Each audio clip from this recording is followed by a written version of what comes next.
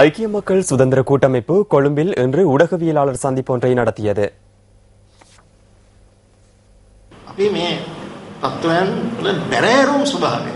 இந்நிலைமையில் என்ன நடக்கின்றது என்பது குறித்து நாம் ஆழமாக சிந்திக்க வேண்டும்.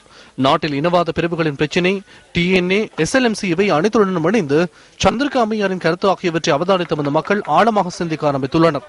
இந்த கருத்துக்களை மக்கள் மத்தியில் கொண்டு சேருங்கள். நாட்டிற்கு இசைவான அபிப்பிராயத்தை இந்த தீர்மானமிக்க சந்தர்ப்பத்தில் கட்டி எழுப்புமாறு மிகவும் தயவுடன் கேட்டுக்கொள்கின்றோம்.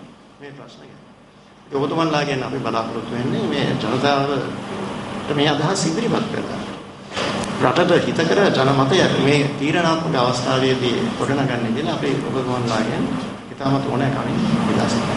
චන්ද්‍රිකා කුමාරතුංග මැතිණිය යාපනයට ගියාම மிஸ்டர் பிரபாகரன் யாழ்ப்பாணத்துக்கு சென்றிருந்த போது சந்திரிகா அம்மையார் மிஸ்டர் பிரபாகரன் அல்லது பிரபாகரன் ஐயா என குறிப்பிட்டிருந்தார். இத்தகைய பயங்கரவாதிகளுக்கு ஐயா என்ற சொற்பதத்தை ஸ்ரீசேன தரப்பு பிரயோகிப்பதாயின் திருவாளர்களுக்கு எத்தகைய சொற்பிரயோகத்தை நாம் பயன்படுத்துவது? மகாத்மா குணநலங்களை கொண்டவர்களுக்கே ஐயா என கூறப்படுகின்றது.